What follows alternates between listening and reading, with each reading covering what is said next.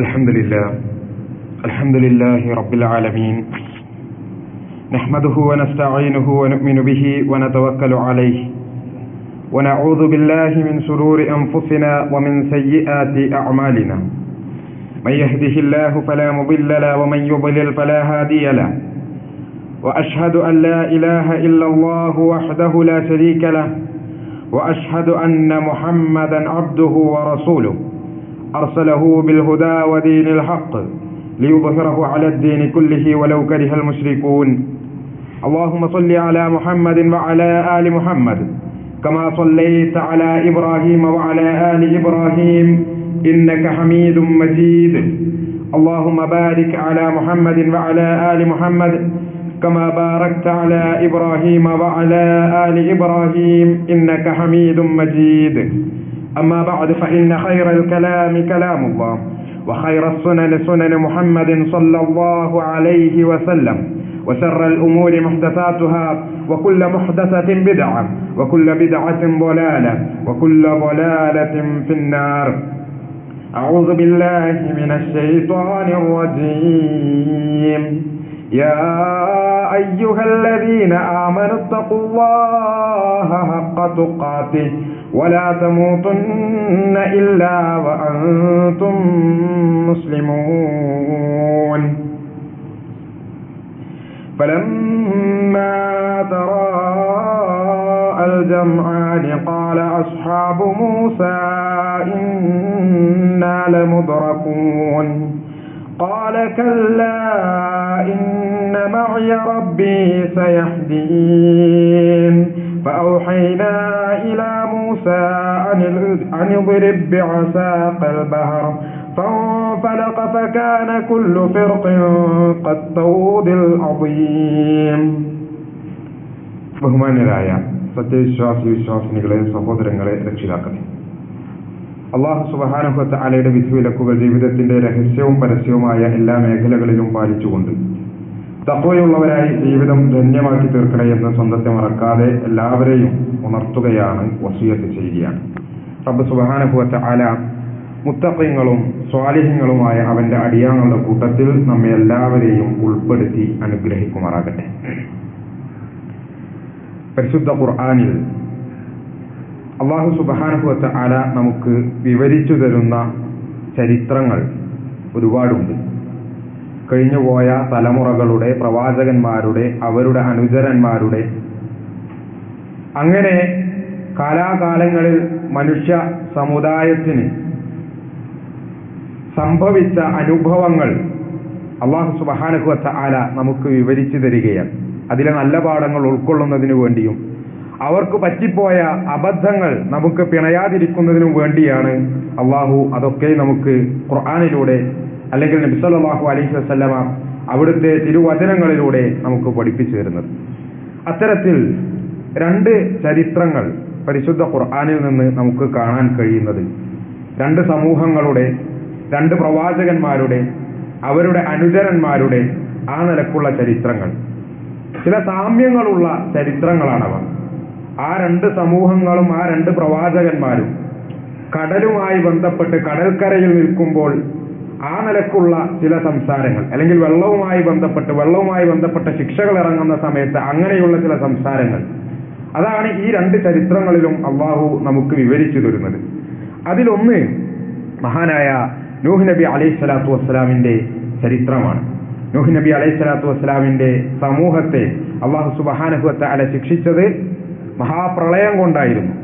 അള്ളാഹു നൂഹ് നബി അലൈഹിസ്സലാത്തു വസ്സലാമിന് കൃത്യമായ വഹീ നൽകുകയാണ് ഒരു കപ്പൽ നിർമ്മിക്കാൻ വേണ്ടി. ആ കപ്പലിൽ എല്ലാ സൃഷ്ടികളുടെയും രണ്ട് ഇണകളെ വീതം അതിൽ കയറ്റുന്നതിനു വേണ്ടി, വിശ്വാസികളെയും അതിൽ കയറ്റുന്നതിനു വേണ്ടി. അങ്ങനെ പ്രളയമുണ്ടാകുമ്പോൾ ആ വിശ്വാസി സമൂഹത്തെയും അവർക്ക് പിന്നീട് ജീവിക്കാൻ ഉതകുന്ന രൂപത്തിൽ മറ്റുള്ള സൃഷ്ടിജാലങ്ങളെയും എല്ലാം അള്ളാഹു സംരക്ഷിക്കുകയാണ് ചെയ്യുന്നത്. എന്നാലോ അവിശ്വാസികളായ, അതിക്രമികളായ ആളുകളെ അള്ളാഹു വെള്ളത്തിൽ മുക്കി നശിപ്പിക്കുകയും ചെയ്യുന്നതാണ് ആ ചരിത്രത്തിന്റെ ആകത്തുക എന്ന് പറയുന്നത്.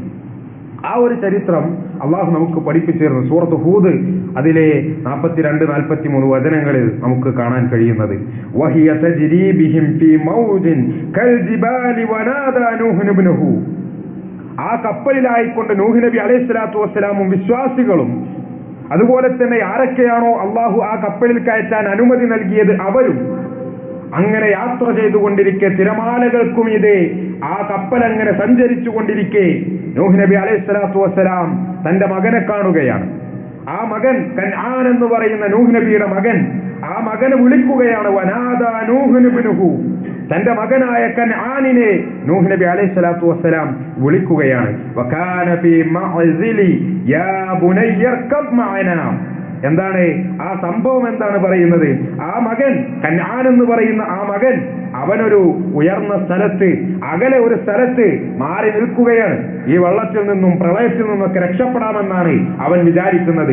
അവനാകട്ടെ തെമ്മാടികളുടെയും അവിശ്വാസികളുടെയും കൂട്ടത്തിലായിരുന്നു. സ്വന്തം ബാപ്പ പ്രവാചകനായ നൂഹ് നബി അലൈഹി സ്വലാത്തു വസ്സലാം ആ ദീനിലേക്ക്, അല്ലാഹുവിന്റെ മാർഗത്തിലേക്ക് ക്ഷണിച്ചിട്ട് പിന്തിരിഞ്ഞു കളഞ്ഞ മകൻ കൻആൻ. ആ കൻആൻ എങ്ങനെ രക്ഷപ്പെടാമെന്ന വ്യാമോഹവുമായി കൊണ്ട് നിൽക്കുമ്പോഴാണ് യാ ബുനയ്യർകബ് മഅനാ, പൊന്നുമോനെ, എന്റെ കുഞ്ഞുമകനെ, നീ ഞങ്ങളോടൊപ്പം ഈ കപ്പലിൽ കയറി, ഞങ്ങളോടൊപ്പം ഈ കപ്പലിൽ കയറി യാത്ര ചെയ്യേ, എന്നാലേ നിനക്ക് രക്ഷപ്പെടാൻ സാധിക്കുകയുള്ളൂ എന്ന് പറയണം. വലാ തകും മഅൽ കാഫിരീൻ, നീ ഒരിക്കലും നന്ദി കെട്ട അതിക്രമികളായവരുടെ കൂട്ടത്തിൽ പെട്ടുപോകല്ലേ പൊന്നുമോനെ എന്ന് നൂഹ് നബി അലൈഹി സ്വലാത്തു വസ്സലാം തന്റെ മകനോട് വിളിച്ചു പറയുകയാണ്. ഖാല, ആ സമയത്ത് കൻആൻ വാപ്പയോട് നൂഹ് നബിയോട് പറയുന്നു, സാവി ഇലാ ജബലിൻ യഅസിമുനി മിനൽ മാ, ഞാനൊരു ഉയർന്ന മലമുകളിൽ കയറി ഈ വള്ളത്തിൽ നിന്ന്, ഈ പ്രളയത്തിൽ നിന്ന് ഞാൻ രക്ഷപ്പെട്ടുകൊള്ളാം എന്ന് കൻആൻ പറയുകയാണ്. ആ സമയത്ത് നൂഹ് നബി തിരിച്ചു മറുപടി കൊടുക്കുന്നുണ്ട്. ഖാല ലാ ആസിമൽ യൗമ മിൻ അംരില്ലാഹി ഇല്ലാ മർ റഹിം, അല്ലാഹു അവൻ കരുണ ചൊരിഞ്ഞവർക്കല്ലാതെ ഇന്ന് അവന്റെ വിധിയിൽ നിന്ന് യാതൊരു രക്ഷയുമില്ല.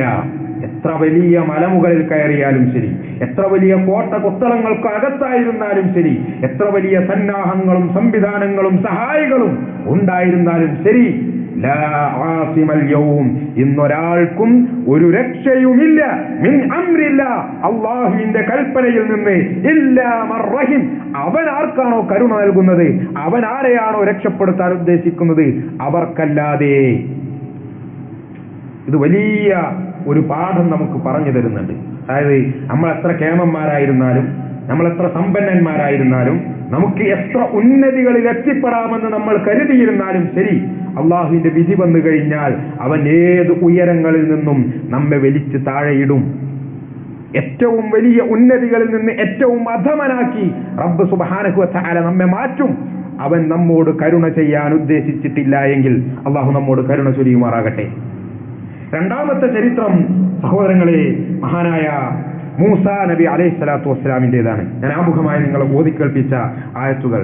ഫലമ്മാ തറാ അൽ ജംആൻ, മൂസാ നബി അലൈഹി സ്വലാത്തു വസ്സലാം ബനൂ ഇസ്രായേലിനെ, അതിലെ വിശ്വാസികളെ രക്ഷപ്പെടുത്തിക്കൊണ്ട് തന്റെ ഉമ്മത്തിനെയും കൊണ്ട് നാട് വിട്ട് രക്ഷപ്പെട്ടു പോവുകയാണ്. ആ സമയത്ത് അവരൊരു വലിയ കടലിന്റെ മുമ്പിലെത്തുന്നു. ആ കടലിന്റെ മുമ്പിലേക്ക് പിന്നെ വഴിയില്ല, അവർക്ക് മുന്നോട്ട് പോകാൻ ഒരു മാർഗവുമില്ല. ഫലമ്മാ തറാ അൽ ജംആൻ, അങ്ങനെ ആ രണ്ട് സംഘങ്ങളും പരസ്പരം കണ്ട സമയം, മുമ്പിൽ കടലാണ്, മൂസാ നബിക്കും വിശ്വാസികൾക്കും മുന്നോട്ട് പോകാൻ മാർഗമില്ല. പിന്നിൽ രണ്ടാമത്തെ സംഘം എന്ന് പറയുന്നത് ഫിർഔനും അവന്റെ സൈന്യവുമാണ്. ആ രണ്ട് സംഘങ്ങൾ തമ്മിൽ കണ്ടുമുട്ടുകയാണ്, കൂട്ടിമുട്ടുകയാണ്. ഖാല അസ്ഹാബു മൂസ, ആ സമയത്ത് മൂസാ നബിയുടെ കൂടെയുണ്ടായിരുന്ന അദ്ദേഹത്തിന്റെ ജനത അദ്ദേഹത്തോട് പറയുകയാണ്, ഇന്നാ ലമുദ്റകൂൻ, തീർച്ചയായും നമ്മളിതാ പിടിക്കപ്പെടാൻ പോവുകയാണ്, നമ്മളിതാ പിടിക്കപ്പെടാൻ പോവുകയാണ്. കാരണം മുന്നോട്ടൊരു വഴിയില്ല, മുന്നോട്ട് ഇറങ്ങിക്കഴിഞ്ഞാൽ ഈ കടലിൽ മുങ്ങി മരിക്കാനാണ് നമുക്ക് വഴിയുള്ളൂ. അതല്ല, ഇവിടെ തന്നെ നിൽക്കാനാണ്, തിരിഞ്ഞോടാനാണ് നമ്മൾ ശ്രമിക്കുന്നത് എങ്കിൽ ഫിർഔനിന്റെയും അവന്റെ പട്ടാളത്തിന്റെയും സൈന്യത്തിന്റെയും വായിലേക്കാണ് നമ്മൾ ചെന്നു കയറാൻ പോകുന്നത്. അതുകൊണ്ട് ഇന്നാ ലമുദ്റകൂൻ, നമ്മൾ പിടിക്കപ്പെട്ടു കഴിഞ്ഞു, ഇനി ഒരു രക്ഷയില്ല, നമ്മൾ കുടുങ്ങി.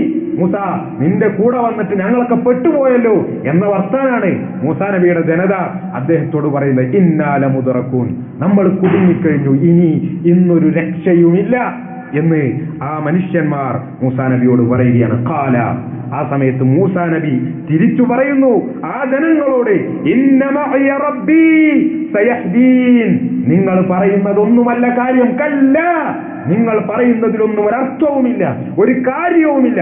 കാരണം ഇന്ന മഅയ റബ്ബി സയഹ്ദീൻ, എന്റെ കൂടെ എന്റെ റബ്ബാണുള്ളത്, വേറെ ആരും എനിക്ക് വേണ്ടതില്ല. ഒരു സൈന്യങ്ങളുടെയും അകമ്പടിയും സഹായവും എനിക്ക് വേണ്ടതില്ല. കാരണം ഇന്ന മഅയ റബ്ബി, എന്റെ കൂടെ എന്റെ റബ്ബുണ്ട്, സയഹ്ദീൻ, അവൻ എനിക്കൊരു മാർഗം കാണിച്ചു തരിക തന്നെ ചെയ്യും. അവൻ എനിക്ക് ഒരു മാർഗം കാണിച്ചു തരും, അവൻ എനിക്കൊരു വഴി വെട്ടി തുറന്നു തരും.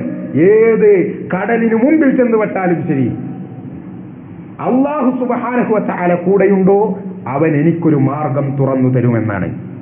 എന്നിട്ടോ ഫഔഹൈന, അല്ലാഹു സുബ്ഹാനഹു വ തആല പറയുന്നു, നാം മൂസാക്ക് ബോധനം നൽകി. ഇലാ മൂസ അനിദ്രിബ് ബിഅസാകൽ ബഹർ, ആ കടലിൽ തന്റെ വടി കൊണ്ടൊരടിയടിക്കാൻ വേണ്ടി ഫൻഫലഖ, ആ കടലതാ ആ അടിയോടുകൂടി പൊട്ടിപ്പിളരുകയാണ്, അത് രണ്ടായി മാറുകയാണ്. കുല്ലു ഫിർഖിൻ കത്തൗദിൽ അദീം, വലിയ വലിയ മതിലു കണക്കെ ആ രണ്ട് ഭാഗങ്ങളും വിട്ടുമാറി നിൽക്കുകയാണ്. വെള്ളത്തിന്റെ രണ്ട് മതിലുകൾ, നടുവിലതാ സുന്ദരമായ അവർക്ക് കടന്നു പോകാനുള്ള ഒരു വഴി.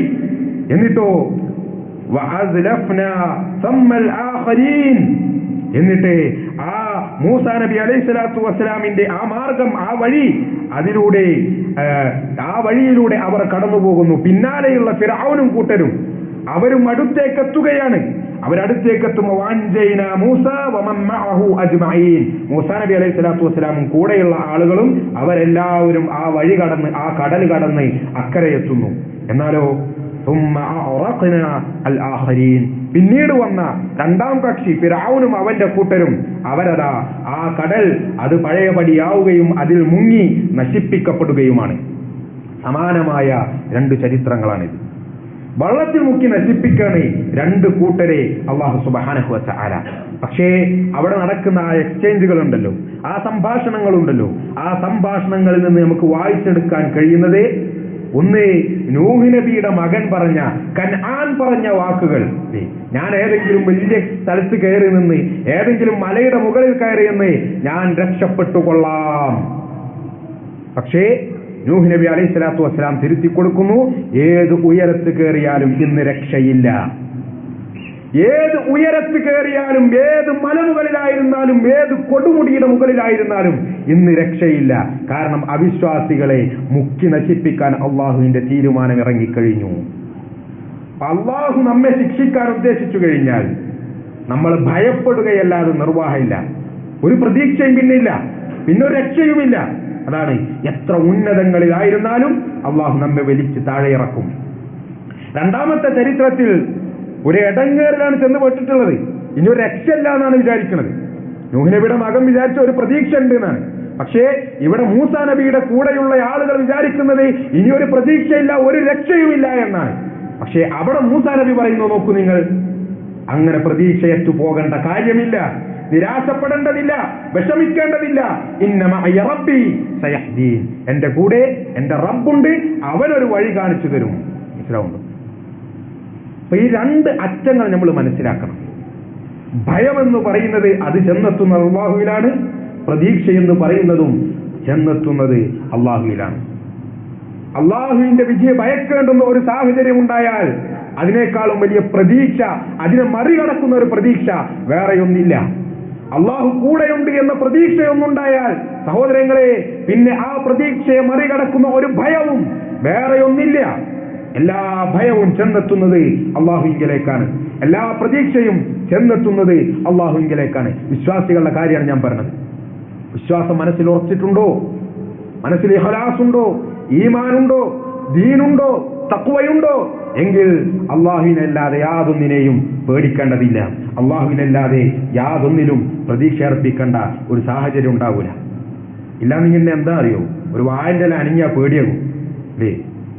അതുപോലെ തന്നെ ഒരു വഴിയിൽ ഇറങ്ങുമ്പോ ഒരു കറുത്ത പൂച്ച വട്ടം ചാടിയ പേടിയാകും, ചെമ്പോത്ത് പറന്നാ പേടിയാകും. ഇങ്ങനെ എല്ലാത്തിനും പേടിച്ച് പേടിച്ച് ജീവിക്കേണ്ട സാഹചര്യം ഉണ്ടാകും. കാരണം എന്താ? അള്ളാഹുവിലുള്ള വിശ്വാസം ഉറച്ചിട്ടില്ല. പല ലക്ഷണങ്ങളും അതുപോലെ തന്നെ പല കാര്യങ്ങളിലുമാണ് അവന്റെ വിശ്വാസമുള്ളത്. അതുപോലെ തന്നെ നേരെ തിരിച്ചും അള്ളാഹുവിൽ പ്രതീക്ഷ വെക്കാതെ വിശ്വാസമുറക്കാത്ത ഒരുപാട് ആളുകൾ അവർ അള്ളാഹു അല്ലാത്ത കേന്ദ്രങ്ങളിലേക്ക് പോവുകയാണ്. അള്ളാഹു അല്ലാത്തവർ വിളിച്ച് പ്രാർത്ഥിക്കുകയാണ്. ജാറങ്ങളിൽ പോകുന്നു, മഖ്ബറകളിൽ പോകുന്നു, അതുപോലെ തന്നെ പുണ്യസ്ഥലങ്ങളെന്നും പുണ്യതീർത്ഥങ്ങളും എന്നൊക്കെ പറഞ്ഞ് ഓരോ സ്ഥലങ്ങളിൽ ചെന്ന് അവിടെ നേർച്ചകളും വഴിപാടുകളും അർപ്പിക്കുന്നു. എന്തേ പറ്റിപ്പോയത്? അള്ളാഹുവിലാണ് എല്ലാ പ്രതീക്ഷയും ചെന്നെത്തേണ്ടുന്നത് എന്ന ആ ബോധ്യം നഷ്ടപ്പെട്ടു. അപ്പൊ അതല്ലാത്ത കേന്ദ്രങ്ങളിലേക്ക് തങ്ങളുടെ പ്രതീക്ഷയർപ്പിച്ചുകൊണ്ട് അവർ അവരുടെ ദീനിനെ പൊളിച്ചു കളയുന്നതാണ് നമ്മൾ കണ്ടുകൊണ്ടിരിക്കുന്നത്. സഹോദരങ്ങളെ, വിശ്വാസികളെ സംബന്ധിച്ചിടത്തോളം, മുഖ്ലിസീങ്ങളെ സംബന്ധിച്ചിടത്തോളം, മുത്തഖീങ്ങളെ സംബന്ധിച്ചിടത്തോളം അവർക്ക് ഈ വിഷയത്തിൽ ഒരു നിലക്കുമുള്ള സന്ദേഹവും സംശയവും ഉണ്ടാവുകയേയില്ല. എല്ലാത്തിലും അള്ളാഹുവിൽ ഭരമേൽപ്പിക്കുന്ന ഒരു മനസ്സ്, അതാണ് നമ്മൾ സൃഷ്ടിച്ചെടുക്കേണ്ടത്. എന്തെങ്കിലും പ്രശ്നം ജീവിതത്തിലുണ്ടാകുമ്പോ അള്ളാഹുവിൽ പ്രതീക്ഷയർപ്പിക്കുക, സകലം അള്ളാഹുവിൽ തവക്കുലാക്കുക. എന്തെങ്കിലും ഭയപ്പാടിന്റെ സമയമുണ്ടാകുമ്പോൾ സഹോദരങ്ങളെ, അള്ളാഹു കൂടെയുണ്ട് എന്ന ബോധ്യം അത് നമ്മൾ മുറുകെ പിടിക്കുക. അതിനെ വെല്ലാൻ യാതൊന്നിനും സാധിക്കുകയില്ല. ഏത് പ്രതിസന്ധി ഘട്ടത്തിലും വിശ്വാസമുള്ള ഒരുവന് പ്രവാചകന്മാരുടെ മാതൃക, മൂസാ നബിയുടെ, അതുപോലെ തന്നെ മുഹമ്മദ് റസൂലുള്ളാഹി സ്വല്ലല്ലാഹു അലൈഹി വസല്ലമയുടെ മാതൃക, എല്ലാ പ്രവാചകന്മാരുടെയും മാതൃക കൂടെയുണ്ട്. ഗുഹയിൽ മുഹമ്മദ് നബി സല്ലല്ലാഹു അലൈഹി വസല്ലമയും അബൂബക്കർ റളിയല്ലാഹു അൻഹു ഇരിക്കുമ്പോ ആ ഗുഹാമുഖത്തുകൂടെ അവർ തലയുയർത്തി നോക്കുമ്പോ കാണുകയാണ് ശത്രുക്കൾ. അതാ അവരിങ്ങനെ നടക്കുന്നു. അവരവരുടെ കാൽപാദത്തിലേക്കൊന്ന് നോക്കിയാൽ നബി സല്ലല്ലാഹു അലൈഹി വസല്ലമയെയും അബൂബക്കർ റളിയല്ലാഹു അൻഹുവിനെയും കാണും. അബൂബക്കർ റളിയല്ലാഹു അൻഹു പേടിച്ച് റസൂലിനോട് പറയുന്നുണ്ട്, റസൂലേ, അവർ തങ്ങളുടെ കാൽക്കലേക്കൊന്ന് നോക്കിയാൽ മതി, നമ്മൾ പിടിക്കപ്പെടുമല്ലോ.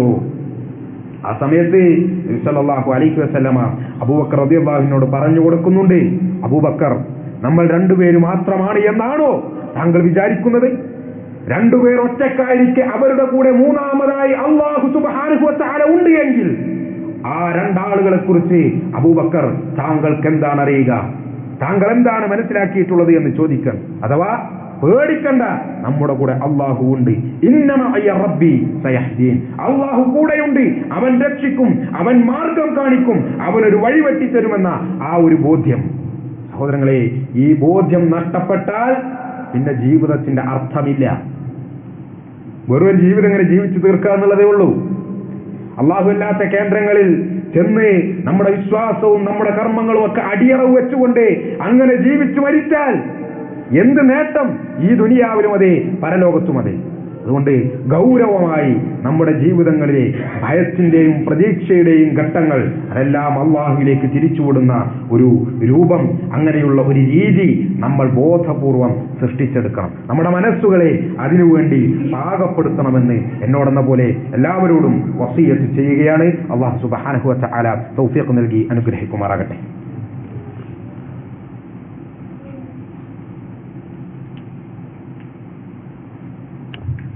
الحمد لله والصلاة والسلام على رسول الله وعلى آله وصحبه أجمعين. أما بعد، يا أيها الذين آمنوا اتقوا الله حق تقاته ولا تموتن إلا وأنتم مسلمون.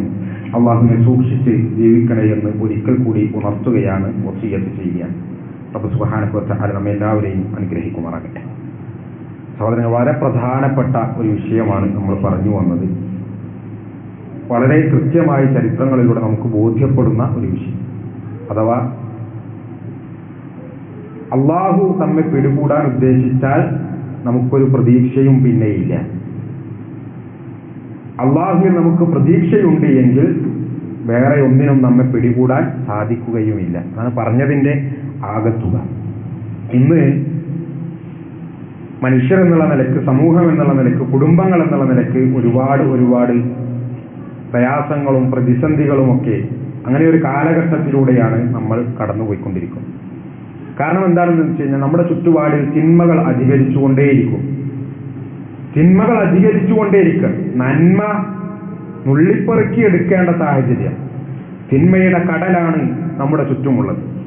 നമ്മൾ ജാഗ്രതയോടുകൂടി നമ്മുടെ ഈമാൻ അതിനെ ഉറപ്പിച്ച് ഇസ്തിഖാമത്തോടുകൂടി നിന്നിട്ടില്ല എങ്കിൽ ആ തിന്മയുടെ ഒഴുക്കിലേക്ക് നമ്മളും പെട്ടുപോകും. ഒരു ചണ്ടി മലവെള്ളപ്പാച്ചിൽ ഇങ്ങനെ ഒഴുകിപ്പോണ പോലെ നമ്മളും അങ്ങനെ തിന്മയുടെ വഴിയിൽ നമ്മളും അങ്ങോട്ട് പെട്ടുപോകും. നമ്മൾ ഉറച്ചു നിൽക്കണം, നന്മയുടെ പക്ഷത്ത് നിൽക്കണം, നന്മയുടെ വക്താക്കളും പ്രയോക്താക്കളുമാകണം. നന്മ വെറുതെ പറയുക മാത്രമല്ല, ചെയ്യുക മാത്രമല്ല, അത് മറ്റുള്ളവർക്ക് പ്രചരിപ്പിച്ചു കൊടുക്കുകയും അതിന്റെ ആളുകളായി മറ്റുള്ളവരെ പരിവർത്തിപ്പിക്കുന്ന ദഅവത്തിന്റെ ആ ഒരു പണി കൂടി നമ്മൾ എടുത്തു മുന്നോട്ട് പോകണം. അതുപോലെ തന്നെ തിന്മയുടെ വിഷയത്തിലും തിന്മ ചെയ്യാതിരിക്കുക മാത്രമല്ല, കൺമുമ്പിൽ തിന്മകൾ കാണുമ്പോൾ, നമ്മുടെ ചുറ്റുപാടിൽ തിന്മകൾ ഉണ്ടാകുമ്പോൾ, നമ്മുടെ മക്കളിൽ നിന്ന് തിന്മകൾ ഉണ്ടാകുമ്പോൾ, അല്ലെങ്കിൽ കുടുംബത്തിൽ മറ്റേതെങ്കിലും ഘട്ടത്തിൽ മറ്റേതെങ്കിലും രൂപത്തിൽ തിന്മകൾ കടന്നു വരുമ്പോൾ അതിനെയൊക്കെ ചെറുക്കുന്ന, അതിനെ ഇല്ലാതാക്കാൻ വേണ്ടി പരിശ്രമിക്കുന്ന ആളുകൾ കൂടി നമ്മൾ ആകേണ്ടതുണ്ട്. നമ്മളിങ്ങനെ നന്നായി മുന്നോട്ട് പോകുക, നമ്മളിങ്ങനെ തിരക്കടില്ലാതെ എന്തെങ്കിലുമൊക്കെ കാട്ടിക്കൂട്ടി പോകുക, ബാക്കിയുള്ളവരൊക്കെ എന്തെങ്കിലും ആയിക്കോട്ടെ, ചുറ്റുപാടുകൾ, അയൽപ്പക്കങ്ങൾ, സമൂഹം എന്തെങ്കിലും ആയിക്കോട്ടെ, നമ്മളൊക്കെ അതിൽ ഇടപെടാൻ പോയി കഴിഞ്ഞാൽ നമ്മൾ മോശക്കാരാവുകയുള്ളൂ, നമ്മൾ പഴഞ്ചന്മാരാകുകയുള്ളൂ, നമ്മൾ പ്രാകൃതന്മാരാവുകയുള്ളൂ, നമ്മൾ മതവാദികളാവുകയുള്ളൂ, ഭീകരവാദികളാവുകയുള്ളൂ എന്നൊക്കെ നമുക്ക് പേടിയാണ്. അതുകൊണ്ട് നന്മ ഉപദേശിക്കുകയില്ല നമ്മൾ, തിന്മയെ തൊട്ട് വിരോധിക്കുകയില്ല നമ്മൾ. കാരണം എന്തെങ്കിലും ഉപദേശം പറഞ്ഞു കഴിഞ്ഞാൽ ഇന്ന് ആളുകൾക്ക് ഉപദേശം ഇഷ്ടമല്ല. പ്രത്യേകിച്ച് പുതിയ തലമുറക്ക് കുട്ടികളോടൊക്കെ എന്തെങ്കിലും ഉപദേശം പറഞ്ഞു കഴിഞ്ഞാൽ അവ നമ്മൾ ഉപദേശികളായി, നമ്മൾ ഏതെങ്കിലുമൊക്കെ പഴഞ്ചൻ വൈബ്, തന്ത വൈബിന്റെ ആളുകളായി അങ്ങനെ ഓരോ ആക്ഷേപ പേരുകളിട്ട് പരിഹസിച്ച് ഒഴിവാക്കും. അപ്പൊ ആ പരിഹാസ പേരുകളും ആക്ഷേപങ്ങളൊക്കെ പേടിച്ച് ഇപ്പൊ ആരും ആരെ ഉപദേശിക്കാതിരിക്കുക, അതാണ് ഇപ്പൊ ഇന്നത്തെ ട്രെൻഡ്. എന്തെങ്കിലുമൊക്കെ തിന്മ കണ്ടാലും എന്തെങ്കിലും ആയിക്കോട്ടെ നമ്മളും ഉണ്ടായി നമ്മുടെ വഴിക്ക് പോവുക, എന്തെങ്കിലുമൊക്കെ ഒരു നന്മ ഉപദേശിച്ചു കൊടുക്കുക, അതിനൊന്നും ഇപ്പൊ നമ്മൾ നിന്ന് കഴിഞ്ഞാല് അതൊക്കെ വലിയ പ്രശ്നമാണ്, ഓരൊക്കെ പുതിയ ന്യൂജൻ ആളുകളാണ് എന്നൊക്കെ പറഞ്ഞ് യുവാക്കളെയും കുട്ടികളെയും അല്ല, അവനവന്റെ മക്കളെപ്പോലും, സ്വന്തം മക്കളെപ്പോലും ഉപദേശിക്കാൻ മടിക്കുന്ന രക്ഷിതാക്കളുടെ, മാതാപിതാക്കളുടെ ഒരു കാലത്തിലൂടെ നമ്മൾ പോകുകയാണ്. എങ്ങോട്ടാണ് ഈ പോക്ക് ചെന്നെത്തുകയെന്ന് നമ്മൾ ചിന്തിക്കേണ്ടതുണ്ട്. നമ്മുടെ കുട്ടികൾ ഇങ്ങനെ കളിമണ്ണ് കുഴച്ചു വെച്ച് അതിങ്ങനെ എങ്ങനെ പരുവപ്പെടുത്തുന്നോ പാകപ്പെടുത്തുന്നോ അതിനനുസരിച്ചാണ് ഉണ്ടാകുക. അതൊരു പാത്രമായിട്ടാണ് അല്ലെങ്കിൽ വേറെ എന്തെങ്കിലും ഷേപ്പിലേക്കാണ് നമ്മൾ കൊണ്ടുവരണമെങ്കിൽ അതുപോലെ അതിങ്ങനെ ആയി വരും. അങ്ങനത്തെ ഒരു പരുവത്തിലാണ് നമ്മുടെ കുട്ടികളിപ്പോൾ ഉള്ളത്. നമ്മുടെ ഉപദേശങ്ങൾ നമ്മൾ വേണ്ടെന്ന് വെച്ച് കഴിഞ്ഞാൽ, നമ്മുടെ തിരുത്തലുകൾ നമ്മൾ വേണ്ടെന്ന് വെച്ച് കഴിഞ്ഞാൽ അവരും നശിക്കും, നമ്മളും നശിക്കും. നല്ലോണം ആലോചിച്ചത്. അവര് മാത്രമല്ല, നമ്മളും നശിക്കും. അവരുടെ നാശം നമ്മൾ നമ്മുടെ കണ്ണുകൊണ്ട് കാണും, അള്ളാഹുവിന്റെ ശിക്ഷ നമുക്ക് ഇറങ്ങുകയും ചെയ്യും. വെറുതെ പറഞ്ഞതല്ല, അതാണ് ചരിത്രങ്ങൾ നമ്മളെ പഠിപ്പിക്കുന്നത്. ബനീ ഇസ്രായേലിന്റെ കൂട്ടത്തിൽ അസ്ഹാബു സബത്ത്, സബത്തിന്റെ ദിവസം, ശനിയാഴ്ച ദിവസം മീൻ പിടിക്കാൻ പാടില്ല എന്ന് കൽപ്പിക്കപ്പെട്ട ആ ഒരു സമൂഹത്തിന്റെ ചരിത്രം പല പ്രാവശ്യം നമ്മൾ ഈ മെമ്പറിൽ തന്നെ പറഞ്ഞിട്ടുള്ളത്. 3 വിഭാഗമായി ആ കൂട്ടർ പിരിയുകയാണ്. ഒരു കൂട്ടർ അള്ളാഹുവിന്റെ കൽപ്പനയെ ധിക്കരിച്ചുകൊണ്ട് മീൻ പിടിക്കുന്നു. രണ്ടാമത്തെ ഒരു കൂട്ടർ അവരോട് പറഞ്ഞു, നിങ്ങൾ ചെയ്യുന്നത് ശരിയല്ല, നിങ്ങൾ മീൻ പിടിക്കാൻ പാടില്ല, അള്ളാഹു ഹറാമാക്കിയതാണ് നിങ്ങൾ നേടിക്കൊണ്ടിരിക്കുന്നത്, അതുകൊണ്ട് നിർത്തൂ എന്നവരോട് ആ തെറ്റിനെ വിലക്കിയ, അതിനെ തിരുത്താൻ ശ്രമിച്ച ഒരു കൂട്ടർ. മൂന്നാമത്തെ ഒരു കൂട്ടർ ഇവരോട് വന്നിട്ട് പറയാണ്, ഈ ഉപദേശിക്കാൻ ശ്രമിച്ച ആളുകളോട് പറയണേ, നിങ്ങൾക്ക് എന്തിന്റെ കേടാണ്, മിണ്ടാതിരുന്നോളി, അവരും പടച്ചോനും കൂടി ആയിക്കോളും. അള്ളാഹു വിലക്കിയത് അവർ ചെയ്യുന്നുവെങ്കിൽ അള്ളാഹു അവരെ ശിക്ഷിക്കട്ടെ. നിങ്ങൾ എന്തിനു വെറുതെ സമൂഹത്തിൽ ഇങ്ങനെ ഒച്ചപ്പാടും ബഹളമൊക്കെ ഉണ്ടാക്കി കുറച്ചാളുകളെ തിരുത്താൻ വേണ്ടി മെനക്കെട്ടിറങ്ങിക്കണേ, നിങ്ങളുടെ പണി നോക്കി നടന്നൂടെ എന്ന് ചോദിക്കുന്ന മൂന്നാമത്തെ ഒരു കൂട്ടരുണ്ടായി. അള്ളാഹു 2 കൂട്ടരെ ശിക്ഷിച്ചു. എന്താ ശിക്ഷ? കൂനു ഖിറദതൻ ഖാസിഈൻ, നിങ്ങൾ നിന്യന്മാരായ കുരങ്ങന്മാരായി തീരുക. അള്ളാഹുവിന്റെ ശിക്ഷയുടെ വാക്കാണ്. 2 കൂട്ടർ കുരങ്ങന്മാരായി തീർന്നു, ഒരു കൂട്ടർ രക്ഷപ്പെട്ടു. ആരാണ് ആ രക്ഷപ്പെട്ട കൂട്ടർ? കുൻതും ഖൈറ ഉമ്മ ഉഖ്രിജത് ലിന്നാസ് തഅ്മുറൂന ബിൽ മഅറൂഫ് വതൻഹൗന അനിൽ മുൻകർ. നിങ്ങൾ ഒരു ഉത്തമ സമുദായമാണ്. നിങ്ങളുടെ പ്രത്യേകത എന്താ? എങ്ങനെയാണ് നിങ്ങൾ ഉത്തമ സമുദായമായത്? തഅ്മുറൂന ബിൽ മഅറൂഫ് വതൻഹൗന അനിൽ മുൻകർ, നിങ്ങൾ നന്മ കൽപ്പിക്കുകയും തിന്മ വിരോധിക്കുകയും ചെയ്യുന്നു. അതാണ് ഉത്തമ സമുദായത്തിന്റെ അടയാളം. ആ അടയാളം പേറുകയും പുലർത്തുകയും ചെയ്ത, ആ തിന്മയെ തൊട്ട് ആ സമൂഹത്തെ വിലക്കാൻ ശ്രമിച്ച ആ ഒരു കൂട്ടരെ മാത്രം അള്ളാഹു രക്ഷിച്ചു. ബാക്കിയുള്ളവരൊക്കെ നിന്യന്മാരായ കുരങ്ങന്മാരായി തീർന്നു. എന്താ പറഞ്ഞതിന്റെ അർത്ഥം എന്നറിയോ? നമ്മുടെ കൺമുമ്പിൽ ഒരു തിന്മ കാണുമ്പോ അതിനെ വിലക്കാൻ നമ്മൾ തയ്യാറല്ലെങ്കിൽ, മക്കൾ ചെയ്യുമ്പോ, കുടുംബത്തിലുള്ളവർ ചെയ്യുമ്പോ, അയൽവാസികൾ ചെയ്യുമ്പോ, കൂട്ടുകാർ ചെയ്യുമ്പോൾ, സഹപാഠികൾ ചെയ്യുമ്പോൾ, കൂടെ ജോലി ചെയ്യുന്നവർ ചെയ്യുമ്പോൾ, അപ്പോഴൊക്കെ മിണ്ടാതിരിക്കുന്ന ഒരു സമീപനമാണ് നമുക്കുള്ളത് എങ്കിൽ, ഒരു നന്മ പറഞ്ഞു കൊടുക്കാൻ ഒരവസരം കിട്ടിയിട്ട് അത് പറഞ്ഞു കൊടുക്കാത്ത ഒരു സമീപനമാണ് നമുക്കുള്ളത് എങ്കിൽ, പിന്നെ നമ്മളും ഈ പറഞ്ഞ കൊരങ്ങന്മാരും തമ്മിൽ, നായ്ക്കളും പൂച്ചകളും കഴുതകളും തമ്മിൽ ഒരു മാറ്റവുമില്ല, ഒരു ഉത്തമ സമുദായവുമല്ല. നമ്മൾ മോശപ്പെട്ട നിന്ദ്യന്മാരായ അധമന്മാരായ ഒരു കൂട്ടരായി നമ്മൾ മാറും. എന്നുള്ളത് അള്ളാഹു സുബ്ഹാനഹു വ തആല നമ്മെ ബോധ്യപ്പെടുത്താണ്. ആ തലമുറയെ അള്ളാഹു ശരിക്കും അക്ഷരം പ്രതി കുരങ്ങന്മാരാക്കി കളഞ്ഞു. അവരെ രൂപം കൊണ്ടും എല്ലാം കൊണ്ടും അള്ളാഹു അവരെ കുരങ്ങന്മാരാക്കി. അതായിരുന്നു അവർക്കുള്ള ശിക്ഷ. നമ്മളിപ്പോ കുരങ്ങന്മാരായി ജീവിച്ചുകൊണ്ടിരിക്കുക. മനുഷ്യന്മാരുടെ കോലാണ് നമുക്കുള്ളത്. പക്ഷെ ഒരു കുരങ്ങൻ ജീവിക്കുന്നത് പോലെ, ഒരു നായ ജീവിക്കുന്നത് പോലെ, ഒരു കഴുത ജീവിക്കുന്നത് പോലെ, ഒരു കഴുതന്റെ മുമ്പിൽ ചെന്ന് ആരെങ്കിലും എന്തെങ്കിലും തെറ്റ് ചെയ്ത് കഴിഞ്ഞാൽ ആ തെറ്റിനെ തിരുത്താൻ ആ കഴുത ശ്രമിക്കും. ഒരു നന്മ ഏതെങ്കിലും കുരങ്ങൻ ഇന്ന് വേറെ ആൾക്ക് പറഞ്ഞു കൊടുത്ത് അങ്ങനെ ഉണ്ടായിക്കണോ? ഇല്ലല്ലോ. ഈ നാൽക്കാലികളെ പോലെ ജീവിച്ച് തീർക്കുകയാണ്. മനുഷ്യ കോലാണെന്നേ ഉള്ളൂ. ഇതാണ് സമൂഹത്തിൽ സംഭവിച്ചുകൊണ്ടിരിക്കും. സഹോദരങ്ങളെ, ആ കൂട്ടത്തിൽ നമ്മൾ പെടാൻ പാടില്ല. മനുഷ്യന്മാർക്ക് അള്ളാഹു അവർക്കൊരു ഫിത്രത്ത് നൽകിയിട്ടുണ്ട്. ആ ഫിത്രത്തിൽപ്പെട്ടതാണ് തഅ്മുറൂന ബിൽ മഅറൂഫ് വതൻഹൗന അനിൽ മുൻകർ. നന്മ കൽപ്പിക്കണം, തിന്മ വിരോധിക്കണം. അതില്ലാന്നുണ്ടെങ്കിൽ പിന്നെ ഈ പറഞ്ഞ കോലത്തിലേക്ക് നമ്മളും പോകും. അള്ളാഹു നമ്മളെ അങ്ങനെ ആക്കിയിട്ട് കോലം കൊണ്ടാക്കിയിട്ടില്ലെങ്കിലും നമ്മുടെ ജീവിതം കൊണ്ട് നമ്മൾ ഈ നാൽക്കാലികളെ പോലെ അല്ലെങ്കിൽ ഒരു വകതിരിവില്ലാത്ത ഈ ജീവികളെ പോലെ നമ്മളുമായി തീരും. അള്ളാഹു കാത്തുരക്ഷിക്കുമാറാകട്ടെ. പ്രത്യേകിച്ച് എനിക്ക് ഇവിടുത്തെ മുതിർന്ന ആളുകളോട്, രക്ഷിതാക്കളോട് പറയാനുള്ള നമ്മുടെ മക്കളുടെ കാര്യത്തിൽ നല്ല ശ്രദ്ധ വേണം. അപ്പൊ നമ്മൾ ഇരിക്കുന്ന കൂട്ടത്തിൽ നല്ലൊരു ശതമാനം യുവാക്കളും ചെറുപ്പക്കാർ കുട്ടികളൊക്കെയാണ്. ഈ മക്കളുടെ കാര്യത്തിൽ ശ്രദ്ധ പുലർത്തേണ്ടത് നമ്മൾ ഓരോരുത്തരുമാണ്. അവർക്ക് നല്ല തർബിയത്തും തസ്കിയത്തും കൊടുക്കാൻ, അവരെ പള്ളികളുമായി ബന്ധിപ്പിക്കാൻ, ദീനിന്റെ ഓരോ മേഖലകളിലും അവർക്ക് എന്തെങ്കിലുമൊക്കെ ഒരു റോളുണ്ട് എന്ന് ഉറപ്പിക്കാൻ, അവർ ദീന് വായിക്കുകയും പഠിക്കുകയും ചെയ്യുന്നു എന്ന് ഉറപ്പിക്കാൻ, 4ാം ക്ലാസ്സും 5ാം ക്ലാസ്സും വരെ മദ്രസ കഴിഞ്ഞ് പിന്നെ ദീന് പഠിക്കുന്ന ഒരു സാഹചര്യം പോലും ഇല്ലാത്ത രൂപത്തിലേക്ക് നമ്മുടെ മക്കൾ പോകുന്നില്ല എന്ന് ഉറപ്പിക്കാൻ നമുക്ക് കഴിയേണ്ടതുണ്ട്. അത് ബോധപൂർവം നല്ല ശ്രദ്ധയോടുകൂടി നല്ല അജണ്ട ഉണ്ടാക്കിക്കൊണ്ട് നല്ല പ്ലാനിങ് വരച്ചുണ്ടാക്കിയിട്ട് നമ്മുടെ മക്കൾക്ക്, പ്രത്യേകിച്ച് ഈ ഒരു അവധിക്കാലൊക്കെ നമ്മൾ കഴിഞ്ഞ ആഴ്ച സൂചിപ്പിച്ചതാണ്, ഒരിക്കൽ കൂടി ഓർമ്മപ്പെടുത്താൻ, ഈ അവധിക്കാലത്തൊക്കെ നമ്മുടെ മക്കൾ എന്തു ചെയ്യുന്നു, അവരെവിടേക്കാണ് പോകുന്നത്, അവർ ആരുടെ കൂടെയാണ് കൂട്ടുകൂടുന്നത്, എപ്പോഴാണ് അവർ വീട്ടിലേക്ക് മടങ്ങി വരുന്നത്, ഇതൊക്കെ നല്ല ശ്രദ്ധിക്കണം. രാത്രി 10 മണിക്കും 11 മണിക്കൊക്കെയാണ് മക്കൾ വീട്ടിലേക്ക് വരുന്നത് എങ്കിൽ ചില പോലീസ് മന്ദിരാന്ന് വരും, പിന്നെ പോലീസ് സ്റ്റേഷനിൽ നിന്നോ അല്ലെങ്കിൽ വേറെ എവിടെന്നെങ്കിലുമൊക്കെ വിളി വരും. നമ്മുടെ കുട്ടി ചിലപ്പോ എന്തെങ്കിലും മോശത്തരം ചെയ്തോണ്ടാവില്ല, പക്ഷെ കൂടെ ഉള്ളവർ ചെയ്താൽ മതി. 4 ആളെ പിടിക്കുമ്പോ ഒരുത്തന്റെ പോക്കറ്റിൽ ഒരു പൊതി ഉണ്ടായാൽ മതി. നല്ലോണം സൂക്ഷിച്ചോളെ. മക്കളോടും എനിക്ക് പറയാനുള്ളത്, ആരോടാണ് നമ്മൾ കൂട്ടുകൂടുന്നത് എന്ന് കൃത്യം നമ്മൾ നല്ല ബോധ്യത്തിൽ വേണം. കാരണം അൽ മർഉ അലാ ദീനി ഖലീലിഹി, ആരപ്പ കൂട്ടുകൂടണമെങ്കിൽ ഓന്റെ ദീനിലാണ്ടാകുക. ആ കൂട്ടുകെട്ട് മാത്രമല്ല, അവന്റെ ദീനും കൂടിയാണ് നമ്മൾ നമ്മുടെ ജീവിതങ്ങളിലേക്ക് പകർത്തുക. അതുകൊണ്ട് നല്ല ശ്രദ്ധ വേണം. ഈ ഒഴിവ് സമയമൊക്കെ ഉപയോഗിക്കുന്നിടത്ത് നല്ല ശ്രദ്ധ വേണം. അള്ളാഹുവിന്റെ മാർഗത്തിൽ നമ്മുടെ ഒഴിവ് സമയങ്ങളെ നമുക്ക് ഉപയോഗപ്പെടുത്താൻ കഴിയണം. വളർന്നു വരുന്ന ഈ പ്രായത്തിൽ തന്നെ ഈ സബീലിൽ അള്ളാഹുവിന്റെ മാർഗത്തിലാണ് നമ്മുടെ പരിശ്രമങ്ങളെങ്കിൽ, നമ്മുടെ ജീവിതം നമ്മൾ ചിട്ടപ്പെടുത്തുന്നത് എങ്കിൽ സന്തോഷിച്ചുകൊള്ളുക. കാരണം നാളെ ഒരു തണലുമില്ലാത്ത ദിവസം അല്ലാഹു സുബ്ഹാനഹു വ തആല 7 കൂട്ടം ആളുകൾക്ക് തണലിട്ട് കൊടുക്കുമ്പോ അതിലൊരു കൂട്ടർ ആരാണ് എന്നറിയോ? ശാബുൻ നശഅ ഫീ ഇബാദത്തില്ലാ. തന്റെ യുവത്വം നല്ല ചോരത്തിറപ്പുള്ള, നല്ല പൊട്ടിത്തെറിപ്പിന്റെ ആ ഒരു സമയം ഏതെങ്കിലും വൃത്തികേടുകളിലേക്ക്, മോശപ്പെട്ട കാഴ്ചകളിലേക്ക്, കൂട്ടുകെട്ടുകളിലേക്ക്, പ്രവൃത്തികളിലേക്ക് പോകാതെ അള്ളാഹുവിന്റെ മാർഗത്തിൽ അടിയുറച്ചു നിന്നവരുണ്ടോ? അള്ളാഹുവിന്റെ മാർഗത്തിൽ വളർന്നു വന്ന ചെറുപ്പക്കാരുണ്ടോ? നിങ്ങൾക്കാണ് നാളെ അള്ളാഹുവിന്റെ കോടതിയിൽ ഹിസാബിന്റെ സമയത്ത് വർഷങ്ങളോളം ഒരു വെയിലത്ത് ഒരു സുറുമക്കോൽ ഉയരത്തിൽ സൂര്യൻ തലക്കു മുകളിൽ വെട്ടിജ്വലിക്കുന്ന ആ സമയത്ത് അള്ളാഹുവിന്റെ അർശിന്റെ തണൽ ലഭിക്കുക. അത് നമുക്ക് കിട്ടണം. അതിനുവേണ്ടി ബോധപൂർവമായി നമ്മൾ പരിശ്രമിക്കണം. നമ്മൾ കഴിഞ്ഞ ആഴ്ചയും അതിന് മുമ്പത്തെ ആഴ്ചയൊക്കെ ഓർമ്മപ്പെടുത്തിയ കാര്യം തന്നെയാണ് മെയ് 11-ാം തീയതി പെരിന്തൽമണ്ണയിൽ വെച്ച് നടക്കുന്ന കേരള സ്റ്റുഡൻസ് കോൺഫറൻസ് എന്ന് പറയുന്ന ആ ഒരു സംവിധാനം, ആ ഒരു സമ്മേളനം. അതിലേക്ക് നമ്മുടെ കുട്ടികളൊക്കെ നമ്മൾ രജിസ്റ്റർ ചെയ്യണം. 8ാം ക്ലാസ് മുതൽ മുകളിലേക്കുള്ള നമ്മുടെ മക്കളൊക്കെ അതിൽ പങ്കെടുക്കുന്നു എന്ന് നമ്മൾ ഉറപ്പുവരുത്തണം. ഈ പറഞ്ഞ തർബിയത്തും തസ്കിയത്തൊക്കെ നമ്മുടെ കുട്ടികൾക്ക് കൊടുക്കാനുള്ള നല്ലൊരു അവസരമാണത്.